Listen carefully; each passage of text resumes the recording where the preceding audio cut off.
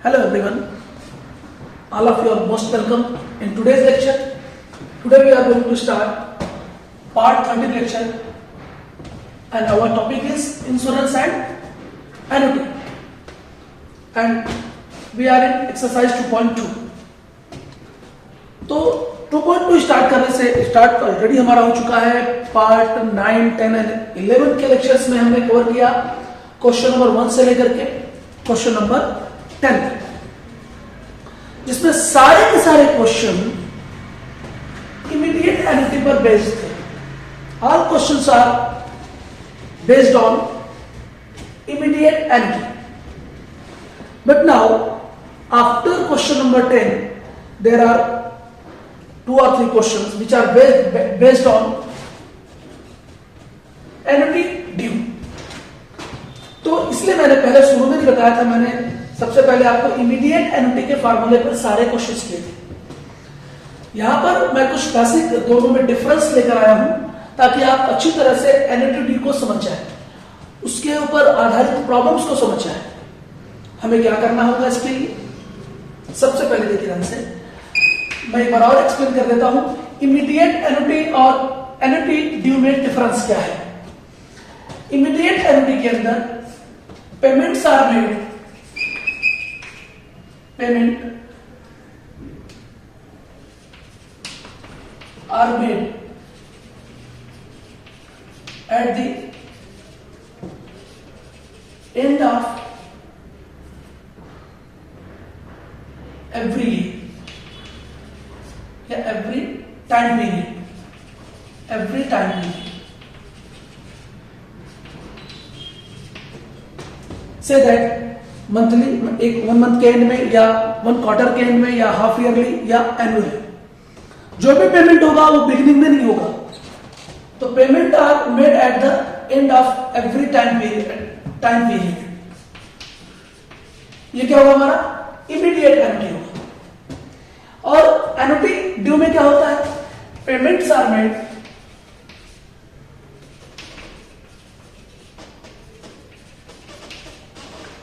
Eight the beginning of time period. यानी कि हम शुरू में ही क्या करते हैं? एन्युटी ड्यू का अमाउंट पे कर देते हैं. और इसमें क्या करते हैं? जैसे अगर मंथली है तो एवरी मंथ के स्टार्ट में, क्वार्टरली है तो शुरू में ही पेमेंट कर देंगे, फिर सेकंड क्वार्टर, थर्ड क्वार्टर में पे करेंगे.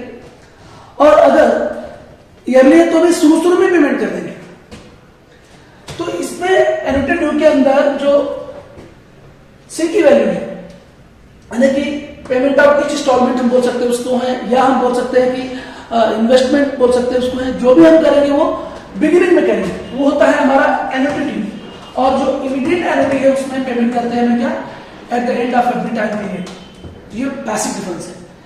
इसके बाद एक्यूमुलेटेड वैल्यू और future value of immediate annuity is denoted by this formula.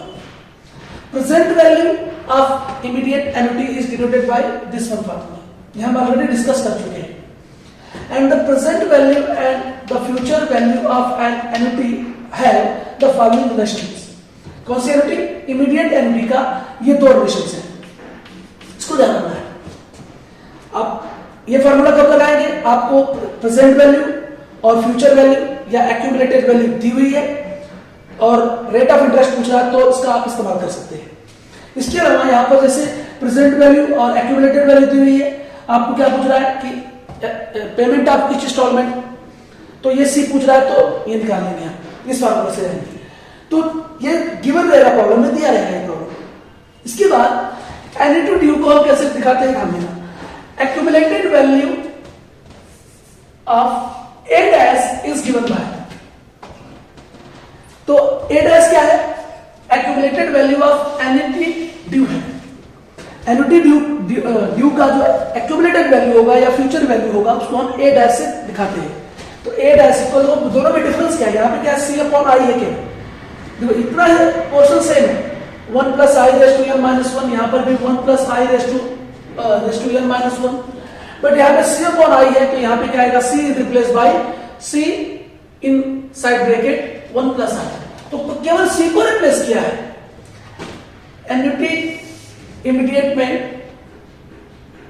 Future value या एक्यूमुलेटेड वैल्यू के फार्मूले के अंदर एन्युटी ड्यू के फार्मूले में क्या डिफरेंस किया है? केवल देखो सी के प्लेस पर क्या किया है, सी इनसाइड स्मॉल ब्रैकेट 1 प्लस आई कर दिया है बस। तो ये क्या हो गया, एन्युटी ड्यू हो गया, और ये क्या हो गया, इमीडिएट एन्युटी का फार्मूला हो गया। ये प्रेजेंट वैल्यू के लिए क्या किया, प्रेजेंट वैल्यू इसका और एन्युटी ड्यू का प्रेजेंट वैल्यू में दोनों में डिफरेंस क्या है, ये खाली पी है, यहां पे क्या कर दिया पी डैश, और C is replaced by C inside bracket 1 plus I, बाकी सब कुछ वैसा ही है। तो याद करना बहुत आसान है अगर ध्यान देंगे तो। इसके बाद the future value of an annuity have the following relationship. तो प्रेजेंट वैल्यू और फ्यूचर वैल्यू दोनों दिया रहेगा, तो प्रेजेंट वैल्यू और फ्यूचर वैल्यू, तो P for present value, A for future value. तो इसका यूज कब करेंगे, जब आपको रेट ऑफ इंटरेस्ट निकालना हो। इसका यूज कब करेंगे, जब आपको C की वैल्यू निकालनी हो। C की value that means payment are made at the end of every time period, ये निकालना हो तो C की वैल्यू के लिए ये फार्मूला। लेकिन अगर यही चीज एडिटिव ड्यू के अंदर है तो क्या करेंगे आप, सेम ही चीज, present value and the future value of an annuity due have the following relations. क्या रिलेशन होगा, A dash and P dash. बस केवल दोनों में डिफरेंस क्या है, इसको दोनों को A डैश और P डैश में दिखा है, और C के प्लेस पर खाली क्या आ गया, C इनसाइड ब्रैकेट 1 प्लस आई, बस बाकी सब सेम है। देखिए ध्यान से, दोनों सेम है, तो डिफरेंस बहुत करना आसान है। इसके बाद A dash and P dash has the following relations. Just खाली यहां पे क्या आ गया, देखो A डैश P डैश आ गया, बाकी वही। इसके बाद इसके अंदर क्या क्या देखो, इसमें भी 1 2 this is 3 and this is 4 formula. इसमें भी क्या क्या खाली C को रिप्लेस कर किया है, C I plus 1 inside bracket, 1 plus I inside bracket. तो एकदम सिंपली देखो ध्यान से 1 2 3 4 फार्मूला हम इमीडिएट एन्युटी में कैसे यूज करेंगे और एन्युटी ड्यू में कैसे यूज करेंगे, एकदम एग्जैक्टली लिखा हुआ है। तो अब इसके बेस पर हम आगे की क्वेश्चंस करने वाले हैं, तो आप अच्छी तरह से इसको पहले समझ लीजिए, तो नोट कर लीजिए अच्छी तरह से इसको। मैं अब आऊंगा क्वेश्चन नंबर 11 पर। So this is question number 11। Find the accumulated value of annuity due of ₹1000 per annum for 3 years at 10% per annum compounded annually. Given 1.1 raised to 3 is equals to 1.331. Now question कितना समझना आसान है। Annuity due दे दिया, या तो कहता था कि payment is made at the beginning of each year, या एनुअली बोलता। तो यहां पर तो सीधे सीधे एन्युटी ड्यू दे दिया है, तो इसका मतलब एन्युटी ड्यू का प्रॉब्लम है। हमें क्या निकालना है, accumulated value that means future value. So solution इसका क्या होगा, आपको एक्यूमुलेटेड वैल्यू निकालना है, और ये पेमेंट जो है 1000 रुपीज जो है वो पर annum कर रहा है, ये दे दिया आपको C की वैल्यू। आपको एक्यूमुलेटेड वैल्यू निकालनी है that is future value. N की वैल्यू क्या दिया है, 3 इयर्स, एनुअल है ये। R इक्वल है 10% पर annum, तो दैट इज I इक्वल क्या हो जाएगा, that is I equal R upon 100, so 10 upon 100 that is 0.1। अब हमें क्या निकालना है, A डैश निकालना है, क्योंकि एन्युटी ड्यू है ये, इसलिए हमें एक्यूमुलेटेड जो वैल्यू होगी उसको क्या रिप्रेजेंट करेंगे, A डैश से। तो A dash equal C upon I के प्लेस में हमने क्या किया था, C को रिप्लेस किया था, C 1 plus I upon I, बस इतना दे देंगे इसका। बाकी 1 plus I raise to n minus 1, ये हमारा क्या था, फॉर्मूला था A डैश का। तो अगर A की वैल्यू होती है, अगर ये इमीडिएट एन्युटी होता तो यहां पर A equal C upon I था, बाकी सेम ऐसा था। लेकिन ये एन्युटी ड्यू है क्वेश्चन के अंदर, तो क्या हो जाएगा, ये A डैश हो जाएगा। तो ध्यान दीजिए यहां पर, so A dash is equals to C की वैल्यू 1000, 1 प्लस I की वैल्यू 0.1, फिर I की वैल्यू 0.1, 1 प्लस I की वैल्यू 0.1, N की वैल्यू कितना है, 3 इयर्स, तो 3 हो गया, minus 1। So now A dash is equals to 1000 into 1.1 upon 0.1. So 1.1 raised to 3 minus 1. Therefore A dash is equals to, ये डेसिमल जाएगा तो एक जीरो निकल जाएगा, 100 into 11 हो गया, अपॉन 0.1। यहां से डेसिमल कंप्लीट कर सकते थे, हम ऐसा कर देते हैं, ये 1000 रहने दो, ये डेसिमल इसका हटा दीजिए, इसका भी डेसिमल हटा दीजिए, 1 पॉइंट की बात है, 1 पॉइंट की बात है, 1 कर सकते हैं इसको चाहे तो। अब 1.1/3 की वैल्यू क्या हमारे पास है, 1.331 minus 1। So a dash is equals to, ये 11,000 हो गया, और इसमें से 1 माइनस करेंगे तो 0.331। Now a dash is equals to 30 हो जाएगा, 3 पॉइंट्स के बाद डेसिमल निकल जाएगा, तो 11 into 331। a dash is equal to 11 carry 1, 11 3 are 33 and 1 34, carry 3, 11 3 are 33 and 3 36, 3,641 rupees। तो क्या हो जाएगा answer, accumulated value of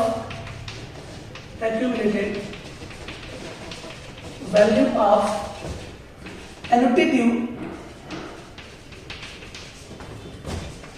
is rupees 3,641। तो ये आंसर हो गया आपका, accumulated value of annuity due is rupees 3,641। So this is question number 11.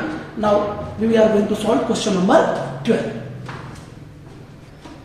So now question number 12, question number हमने 11 किया अभी, क्वेश्चन नंबर 12 करने के बाद आपको एकदम क्लियर हो जाएगा कि एन्युटी ड्यू के प्रॉब्लम्स कैसे करते हैं।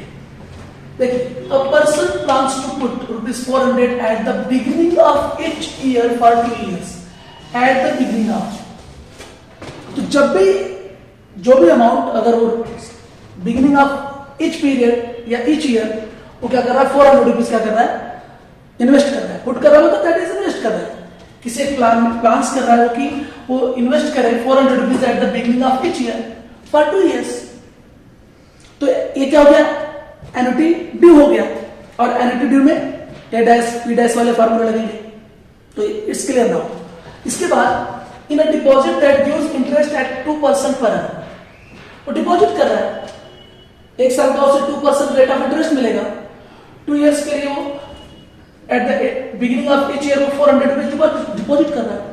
तो फर्स्ट ईयर 400, सेकेंड ईयर 400, और वो क्या कर रहा है, in the beginning of the year amount deposit कर रहा है। तो हमें यहाँ पर एन्युटी ड्यू का फार्मूला लगाना होगा, compounded annually, find the amount that will be accumulated eight the end of second year या 2 year, 2 साल के बाद उसको कितना अमाउंट मिलेगा, या 2 साल के अंत में उसको कितना अमाउंट एक्यूमुलेट होकर मिलेगा, that is future value of annuity.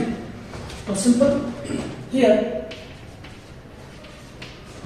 C is equals to ₹400, beginning of each year वो इन्वेस्ट कर रहा है 400 rupees, and time period is 2 years। इसके बाद R इक्वल 2% पर annum, तो दैट इज I क्या हो जाएगा, I equals to R upon 100, तो यहाँ पर I इक्वल हो जाएगा 2 अपॉन 100, दैट इज 0.02। I की वैल्यू हो गई, हमें क्या निकालना है इसमें, ए की वैल्यू, ए डैश की वैल्यू निकाली, A dash equal to question. Now A dash is equal to C 1 plus I upon I, 1 inside bracket 1 plus I raise to n minus 1। देखो, इमीडिएट एन्युटी और एन्युटी ड्यू में यही फर्क है कि सिर्फ यहां पर इमीडिएट एन्युटी में क्या था, सी अपॉन आई था, और एन्युटी ड्यू के अंदर क्या आ गया, सी इनसाइड ब्रैकेट 1 प्लस आई आ गया। तो सी रिप्लेस होकर के इतना आ गया वहां पर, सी इतना याद रखना है। सो ये एडस की फ्यूचर वैल्यू यही है, future accumulated value of annuity है। तो सी की वैल्यू यहां पर 400, 1 प्लस आई की वैल्यू 0.02 अपॉन आई की वैल्यू कितनी है यहां पर 0.02, 1 प्लस आई की वैल्यू 0.02 रेस्ट टू एन कितना है हमारे पास, 2 years माइनस 1। यहां पर सॉल्व कर लेते हैं। A dash is equal to 400 1.02 upon 0.02, 1.02 raise to 2 minus 1। Now here